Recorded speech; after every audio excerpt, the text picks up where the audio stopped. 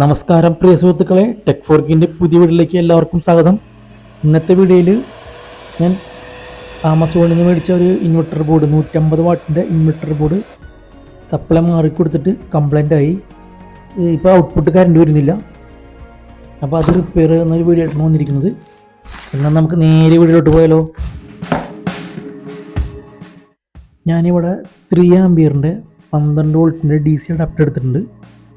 അത് കണക്ട് ചെയ്യാനായിട്ട് ഞാൻ എടുത്തിരിക്കുന്നത് ബ്ലോവർ ഫാനാണ്. 12 വോൾട്ടിൻ്റെ 2.7 ആംപിയറിൻ്റെ ബ്ലോവർ ഫാനാണ് എടുത്തിരിക്കുന്നത്.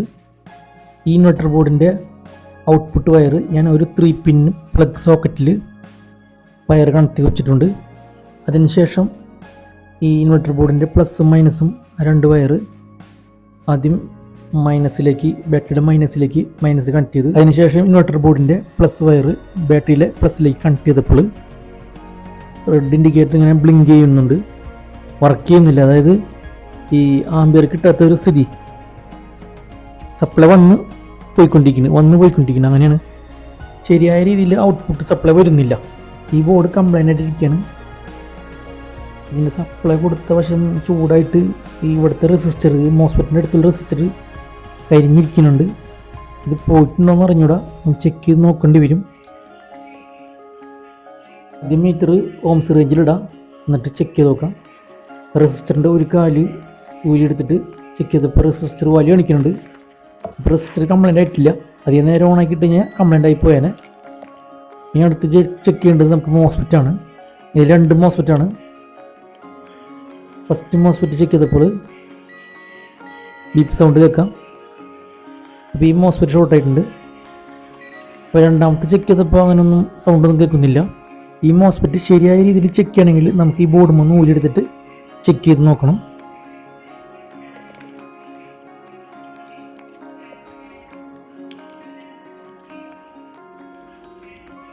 ഫസ്റ്റത്തെ മോസ്ഫെറ്റ് ഷോർട്ടാണ് കാണിക്കുന്നത്. കണ്ടോ, ബസറിൻ്റെ സൗണ്ട് കേൾക്കാം. എന്തായാലും നമുക്ക് ഈ 2 മോസ്ഫെറ്റ് മാറണമെങ്കിൽ 2 മോസ്ഫെറ്റ് ഒന്നിച്ച് മാറണം. അപ്പോൾ നമുക്ക് ഈ 2 മോസ്ഫെറ്റ് ഊരിയെടുക്കാം, എന്നിട്ട് ചെക്ക് ചെയ്ത് നോക്കാം ഏതാണ് കംപ്ലൈൻ്റ് എന്ന്.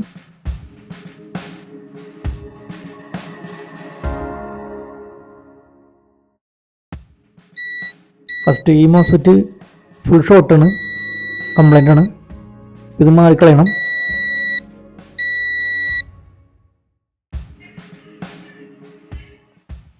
അങ്ങനെ മോസ്ഫെറ്റ് 2ഉം ബോർഡ് 3 ഊരിയെടുത്തിട്ടുണ്ട്. ഇനി നമുക്ക് പുതിയ മോസ്ഫെറ്റ് നമുക്കിതിൽ സെറ്റ് ചെയ്യാം.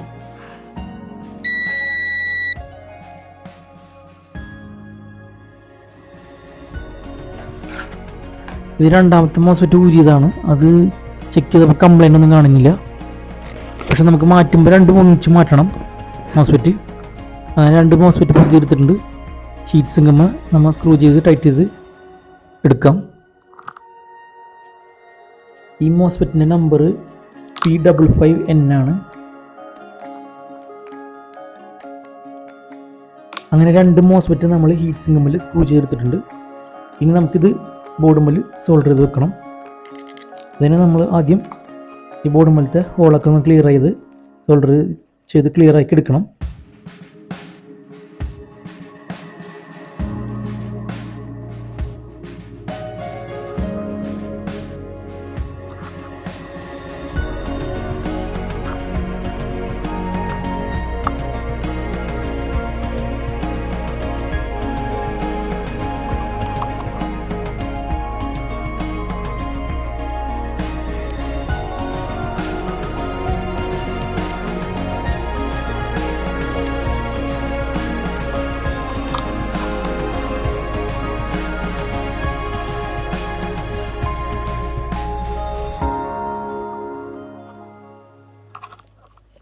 അങ്ങനെ 2 മോസ്ഫെറ്റ് നമ്മൾ ഈ ബോർഡുമ്മൽ നല്ല രീതിയിൽ തന്നെ സോൾഡർ വെച്ചിട്ടുണ്ട്. ഇനി അതിനുശേഷം പെട്രോൾ എന്തെങ്കിലും ഇട്ട് വാഷ് ചെയ്ത് കഴിഞ്ഞാൽ നല്ല ക്ലിയർ ആയിരിക്കും, അതിൻ്റെ അഴുക്കൊക്കെ പോവും. ഇതിപ്പോൾ ഞാൻ സാധാരണ ഇതിൽ വെറുതെ ബ്രഷ് ഇട്ടിട്ട് ക്ലീൻ ചെയ്തിട്ടുള്ളൂ.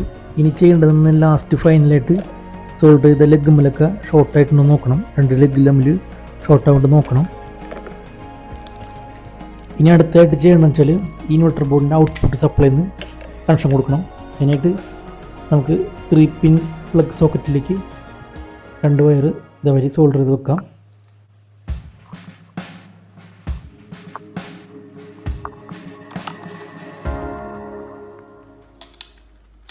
ഇനി ഒന്ന് കണക്ട് ചെയ്തിട്ട് നമുക്ക് ബാറ്ററിയിലേക്ക് ഈ ഇൻവെർട്ടർ ബോർഡിൻ്റെ കണക്ഷൻ ഒന്ന് കൊടുത്ത് നോക്കാം, വർക്ക് ചെയ്യണമെന്ന് നോക്കാം.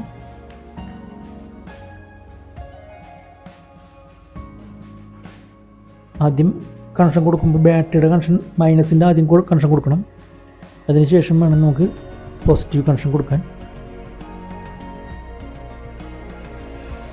ബാറ്ററിയുടെ കണക്ഷൻ കൊടുത്തു കഴിഞ്ഞപ്പോൾ സംഭവം വർക്കായിട്ടുണ്ട്. അപ്പോൾ ആ മോസ്ഫെറ്റ് കംപ്ലൈൻ്റ് ആയതായിരുന്നു. അപ്പോൾ സപ്ലൈ കറക്റ്റായിട്ട് വന്നിട്ടുണ്ട്. അപ്പോൾ ഈ വീഡിയോ ഇഷ്ടപ്പെടുകയാണെങ്കിൽ ഒന്ന് ലൈക്ക് അടിച്ചേക്കണേ, അതുപോലെ സബ്സ്ക്രൈബ് ചെയ്യാനും മറക്കരുത്.